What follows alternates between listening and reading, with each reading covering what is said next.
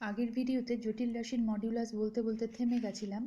যে কোনো একটা জটিল রাশি জেড যদি আমরা নেই এক্স প্লাস আই ওয়াই, তাহলে মড ভ্যালুটা কী হবে? প্রথমেই বললাম, আগেই বলেছিলাম যে যে কোনো জটিল রাশির মড ভ্যালুটা মডিউলাস হচ্ছে এর বর্গমূলের ধনাত্মক মান, অর্থাৎ এর বর্গমূল করলে কি হবে? Root over x square plus y square. এই root over x square plus y স্কোয়ারের ধনাত্মক মানটা হচ্ছে যে কোনো জটিল রাশির মডিউলাস। একটা উদাহরণ নেই, ব্যাপারটা পরিষ্কার হয়ে যাবে। 2 + 3i একটা কমপ্লেক্স নাম্বার বা জটিল রাশি, এর মডিউলাস বের করতে বললে কি হবে? Mod of 2 + 3i is equal to plus value, এখানে দেখো x square plus y square, x মানে কত? এখানে 2, আর ওয়াই মানে কত? 3, that is plus root over x square plus root over 2 square plus 3 square, তার মানে ভ্যালুটা কত দাঁড়ালো? 13। একই রকমভাবে মড যদি একটা কমপ্লেক্স নাম্বার হয় -4 - 3i, তাহলে এর মডিউলাসটা কি হবে? Mod of -4 - 3i is equal to plus -4 এর হোল স্কোয়ার, রুটের ভেতরে -4 এর হোল স্কোয়ার প্লাস -3 এর হোল স্কোয়ার, দ্যাট ইজ ভ্যালুটা হচ্ছে 5। একই রকমভাবে মড অফ মানে কমপ্লেক্স নাম্বার -3 - 4i এর মডিউলাস ভ্যালুটা হবে mod of -3 - 4i is equal to root over -3 এর হোল স্কোয়ার প্লাস -4 এর হোল স্কোয়ার, দ্যাট ইজ 5। এটাই হলো যে কোনো জটিল রাশির মডিউলাস। এটাকে আমরা কিভাবে লিখব? জেড, এই যে কমপ্লেক্স নাম্বারটা আছে জেড, এর মড ভ্যালু মানে মড জেড, এটাকে আমরা লিখব MOD জেড। এটার মানে কি? Plus root over x square plus y square.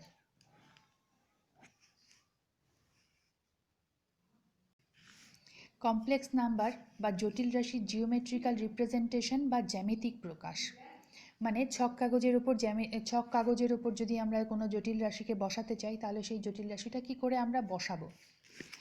তার জন্য কিছু না, যেমনভাবে আমরা বাস্তব সংখ্যাকে বসিয়েছিলাম সেভাবে করেই পরস্পর লম্ব দুটো সরল রেখা নিলাম। এবং মনে রাখতে হবে, আমরা যখন ছক কাগজের ওপর বাস্তব সংখ্যাগুলোকে বসিয়েছিলাম, সেই সময় যে ছক কাগজের তলটা, সেটাকে বাস্তব তল হিসাবে কল্পনা করেছিলাম। যেহেতু আমরা জটিল রাশির ক্ষেত্রে এই সমস্ত কাজগুলো করব, সেই সময় এই যে তলটা, এটা হচ্ছে জটিল তল হিসাবে কল্পনা করে নেব। জটিল তলে পরস্পর লম্ব দুটো সরল রেখা, এটাকে এক্স ও এক্স ড্যাশ নাম দিলাম, ওয়াই ও ওয়াই ড্যাশ নাম দিলাম।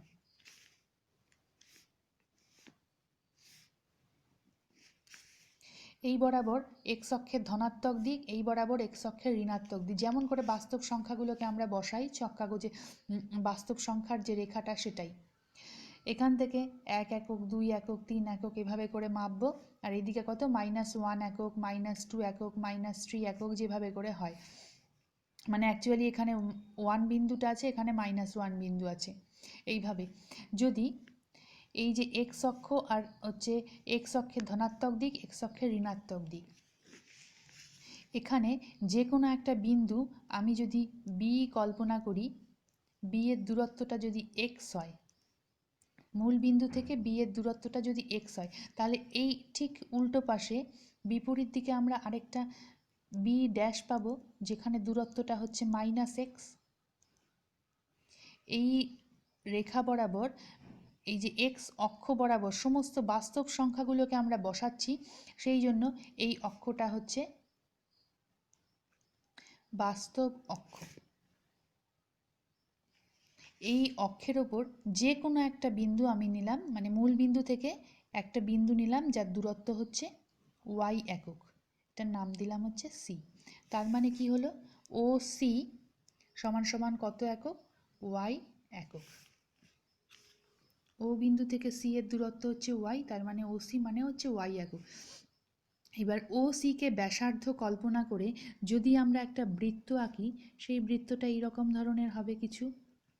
হাতে আঁকছি বলে আঁকা বাঁকা হচ্ছে, ঠিকঠাক হচ্ছে না। এইরকম ধরনের হবে কিছু, যেটা ওয়াই অক্ষকে সি, তো এখানে ডি বিন্দু, এখানে ই বিন্দু, এখানে এফ বিন্দুতে ছেদ করছে।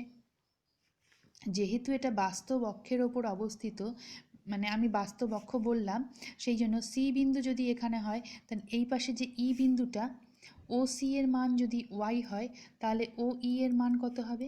মাইনাস ওয়াই, তাই তো?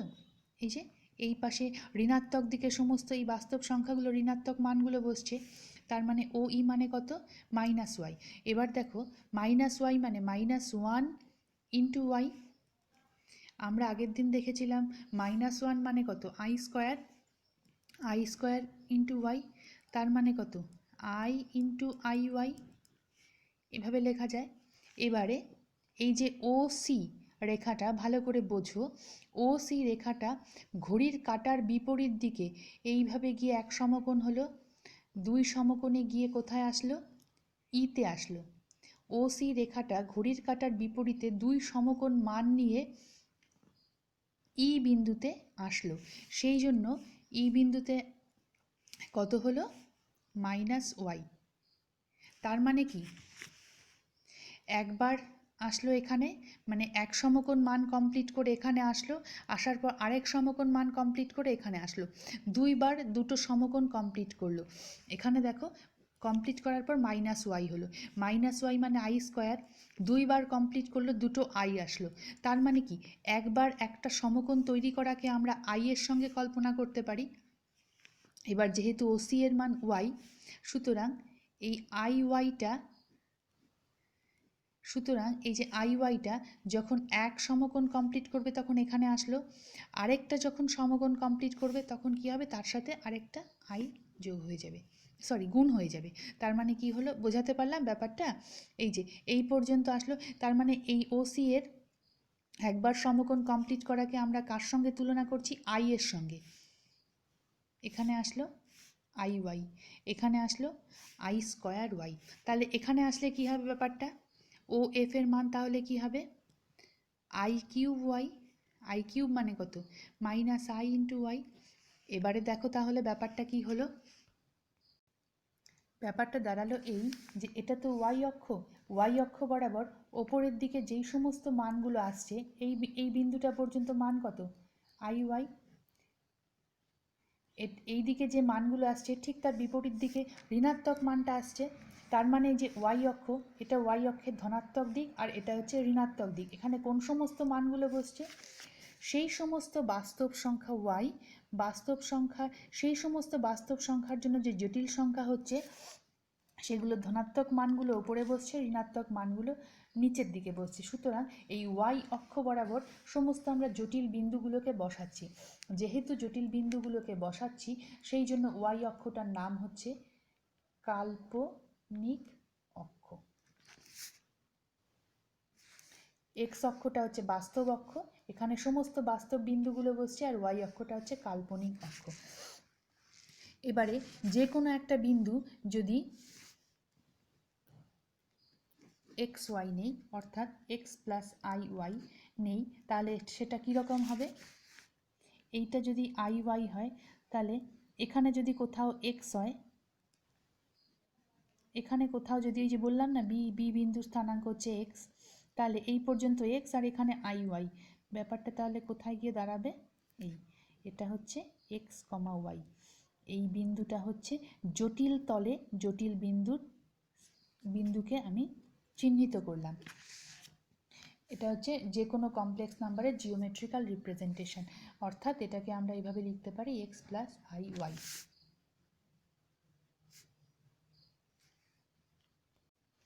এইরকম একটা বাস্তব অক্ষ আর একটা কাল্পনিক অক্ষ, এই দুটো সাপেক্ষে জটিল তলের ওপর আমরা একটা এক্স ওয়াই বিন্দুকে স্থাপন করলাম। এই যে এটাই হচ্ছে জটিল রাশিকে সূচিত করে। আর এই যে ব্যাপারটা, এই যে জটিল রাশি এভাবে করে লিখলাম, এভাবে করে যে একটা চিত্রের মাধ্যমে প্রকাশ করলাম, সেটা হচ্ছে অর্গান ডায়াগ্রাম বা অর্গান চিত্র বলে।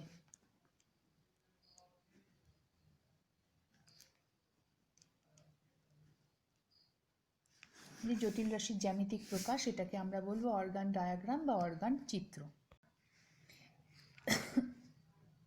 এবারে দেখো, যে কোনো একটা জটিল তলের ওপর জটিল বিন্দু এক্স প্লাস আই ওয়াই, এটাকে আমরা জটিল তলের ওপর এইভাবে করে বসাতে পারি। এক্স ও এক্স ড্যাশ, ওয়াই ও ওয়াই ড্যাশ। ঠিক আছে তো? এবার এখানে মনে করো এই জটিল বিন্দুটা বসালাম, এই পর্যন্ত হচ্ছে এক্স একক দূরত্ব, এই পর্যন্ত ওয়াই একক দূরত্ব, পি বিন্দু আছে, পি বিন্দুর স্থানাঙ্ক হচ্ছে এক্স কমা ওয়াই। তার মানে কি, এখান থেকে যদি আমরা লম্ব টানি, এই দূরত্বটুকু এক্স আর এই দূরত্বটুকু ওয়াই, তাই তো? আচ্ছা, এবারে ও বিন্দুর সঙ্গে পি বিন্দুকে যদি আমরা যুক্ত করে দিই, এটা কি হলো? একটা সমকোণী ত্রিভুজের কি হলো? এটা অতিভুজ না? এটা যদি এক্স হয়, এটা যদি ওয়াই হয়, সমকোণী ত্রিভুজের অতিভুজের দৈর্ঘ্য কত হলো? √x² + y²। এবার দেখো, √x² + y², যেহেতু আমরা অতিভুজ অতিভুজ আঁকলাম, অতিভুজের দৈর্ঘ্য সবসময় ধনাত্মক হবে।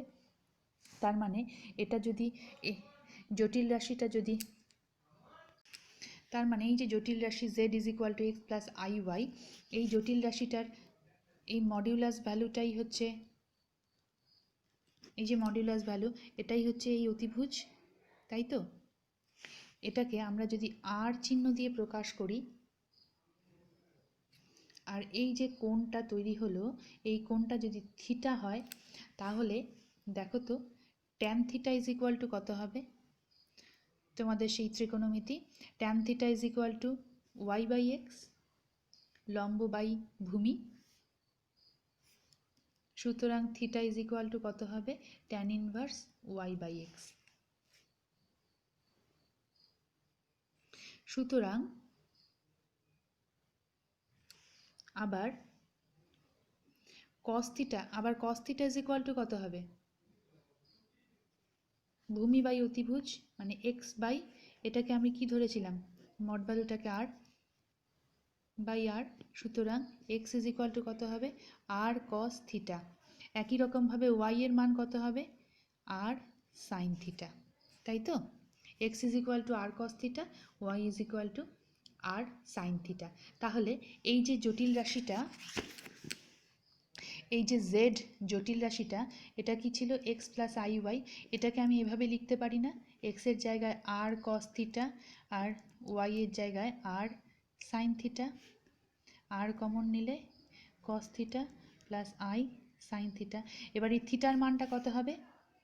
থিটার মানটা হচ্ছে ট্যান ইনভার্স এই y/x।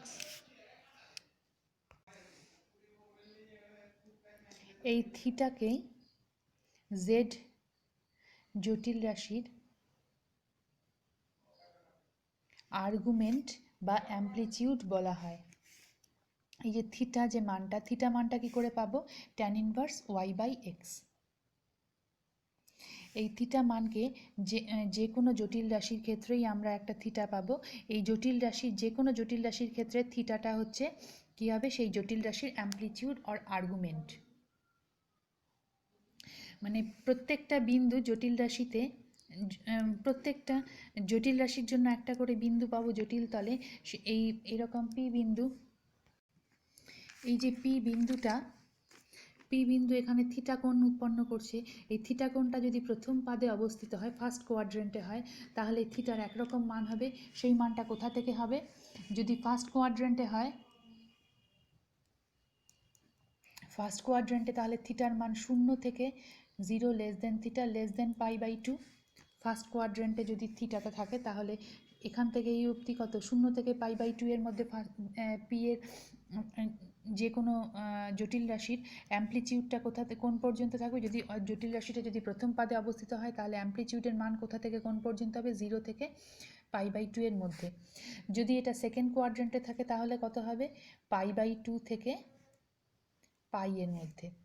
যদি থার্ড কোয়াড্রেন্টে হয়, তাহলে মানে যদি জটিল রাশিটা যদি থার্ড কোয়াড্রেন্টে হয়, তাহলে সেই ক্ষেত্রে মানটা কত হবে?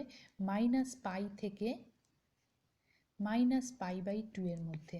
আর ফোর্থ কোয়াড্রেন্টে থাকলে কি হবে? -π/2 থেকে 0-র মধ্যে। দেখো এখানে -π কেন হলো?